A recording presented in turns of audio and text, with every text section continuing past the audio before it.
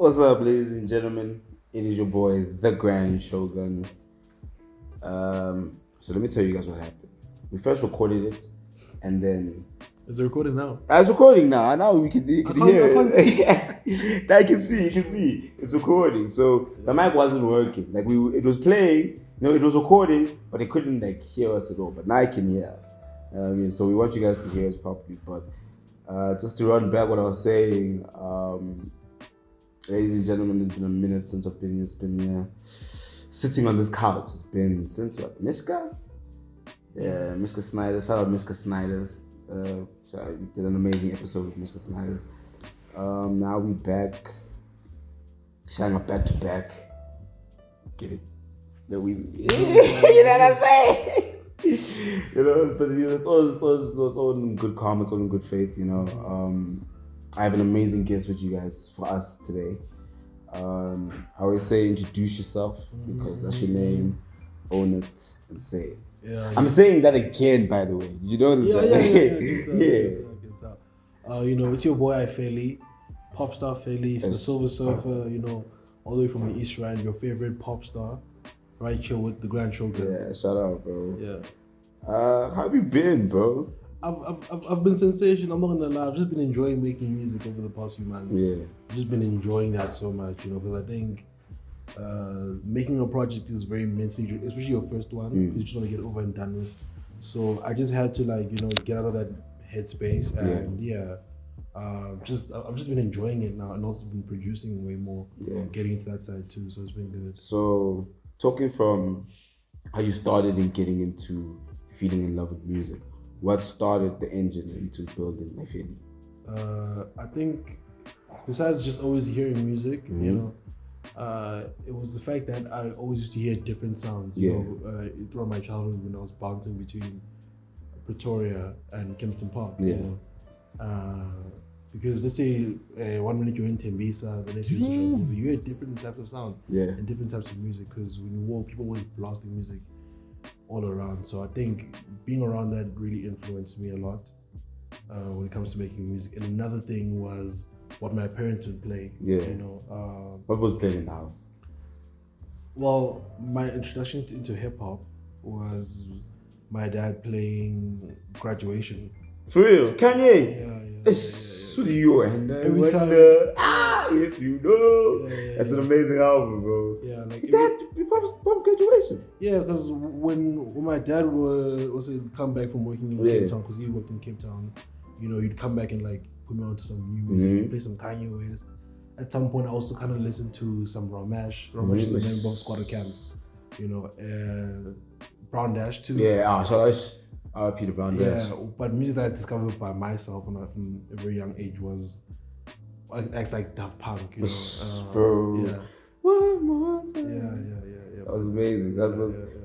Damn, you knew about Daft Punk like that? I mean, how did you feel when it ended, when it exploded? I saw that coming. It's just unfortunate that they didn't work with as many people as I wanted them to work with, but knowing them or being a fan of them, I think they're very much perfectionists. But I think they had contributed everything they need to contribute to music. So especially to tech music. Yeah, because even with that Grammy one, that was huge. Huge. But my first experience from them was seeing the music video for One More Time on TV. Yeah, with the cartoon, the alien going up. And I was like, what's going on here? It was so amazing. So, that stayed in my mind for the longest time. And when I started coming of age and started, when you get your first phone, you started exploring the internet and downloading songs. And I'd watch the music videos like, oh, okay, this is what's what happening. they're all about, because you start falling into the rabbit hole properly. Damn, bro. I mean, that's an amazing experience. Understand music and get music from, because I hear it in your music. I hear that abstractness of your music. When we talk about your project, Silver. An amazing project, by the way, bro. I mean, love it with my heart, bro. You put out an amazing project. Everybody bump Silver. Please bump Silver. Thank you so much. But if you look at from the first track, Beaming, you know what I mean? it's very, very, very, very sinister, but at the same time, it's putting you to sit down on the couch and listen to it. You were talking about, this girl, talking about like the type of life that she's living, how you're becoming the Silver Surfer in the story that you're portraying about. Yeah, essentially, it wasn't just about one person, because I think I can't make music about one person in particular. Yeah. It's always about different people, because I think like human beings are the same, True. And we influence each other in various ways. So the intro was, most of it was about me, when I say Silver Surfer in a Hyundai, damn, it was a Sunday, now I'm crashing, speaking of my accident that I had, after I had an amazing weekend with the person I was dating at the time, but me making that song only happened as a one take. I one taked it after listening to Mandolin Beams. That's why he's beaming in the sky. So, and she didn't believe me. I told her, like, yo, bro, like, I made the song after listening to her music, because it was the last song I made for Silver. And I think it just flowed out of me, because it was just a lot of sincerity, and I felt like I needed an intro that makes a lot of sense. That's going to be known as his first ever intro, and when you just see it, you just see the picture of Silver, it just paints the picture, of that figure falling from the sky. Because I always tell people, Silver has a lot of meanings, and whichever meaning you want to give it really applies.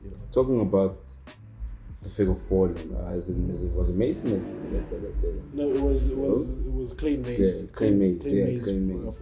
Shout out Clay Mace, man. Yeah, Clay Mace is a multi-talented, artist slash fashion designer. He's really good slash director. He's insane. So what had happened is that Mace had followed me, because I think we had a few mutual connections on the internet. And I think he had been seeing what I'd been doing with my music, and he hit me up. He's like, nah, hit me up if you need a cover, and I kind of announced that I'm working on a project, titled Silver. Because for me, when it comes to working on things, the first thing that comes is the word to me. And like, because I think that drives how I create, the word and the particular image. Because the image was done in 2020. It was done in 2020? The cover was done in 2020. Damn, bro, you took that long to drop Silver. Like late 2020, the cover was done. The cover was finished late 2020. And I think seeing it, it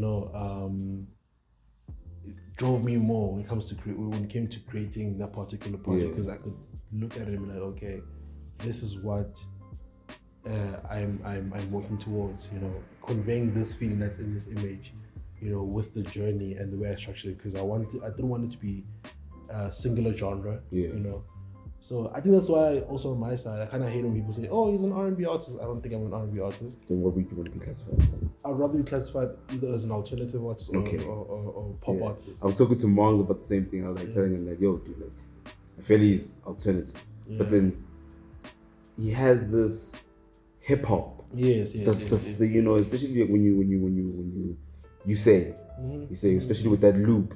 You were busy talking about that loop with me, and I'll be like, damn, this nigga's actually coming for like a lot of, different avenues of music.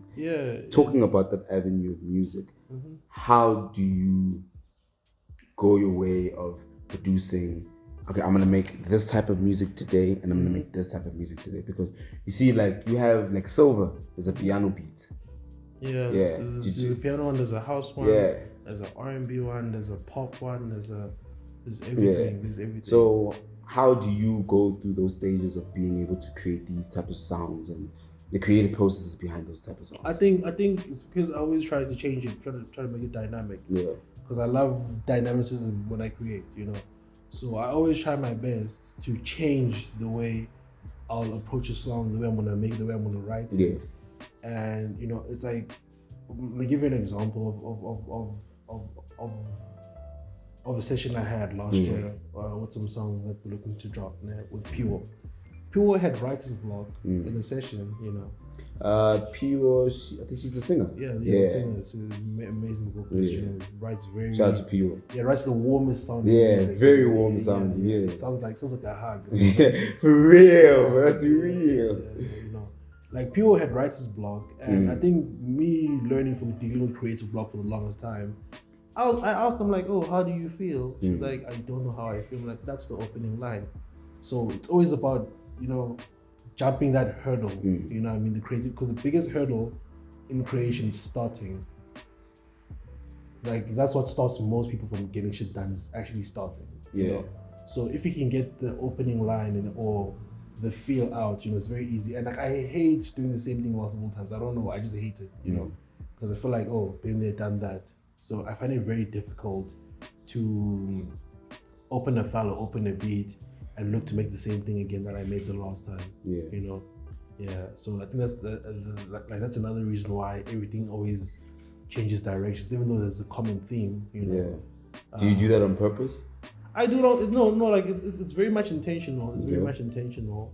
But I think I didn't want my debut album to have a particular feel, which is I don't want it to be an R&B. I want it to be an alternative one, particularly. You wanted everything. Because I felt like I keep telling people, so I'm like, listeners can listen to everything. Yeah. Why can't artists make everything? True. That is true. Because I started as a rapper. Yeah. I started as a rapper in my musical journey, but I ended up becoming a singer, making alternative music. Yeah.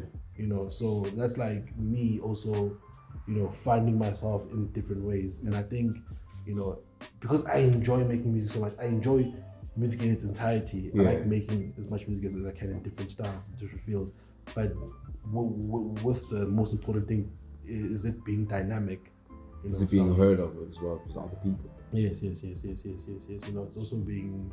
Do you think people, by the rate that Silver was going at, people understood, they got it the way you wanted them to get it? One thing I loved in my meaning for Silver was opening a world of people to my music, because there are a lot of songs that I wanted to drop on Silver, but I felt like it's not the right time. Very poppy sounding songs. Yeah. And I felt like, for this one, I just wanted it to be a labor of love. Yeah. Okay. I wanted to be I wanted to be a labor of love. I wanted to be a very selfish project where it's mostly about myself. Yeah. And how the world around me has affected me, and how growing up has been feeling, entering adulthood from teenagehood, and how some emotions, you feel towards people, and the things we leave behind and the things we forget, So yeah, that's like, that was the most important part for Silver. I didn't want to make it about a love interest. I don't want to make it too much about a friend. Yeah. Or some friends. I wanted to make it about, my life. It was like a summary. Is it more the life of how aifheli is in the intimacy space? Growing up. Okay. Growing up from it's a coming of age story. Yeah. From teenager to adulthood, in my opinion. You know what I mean? So that's why it has a few tones of nostalgia in it.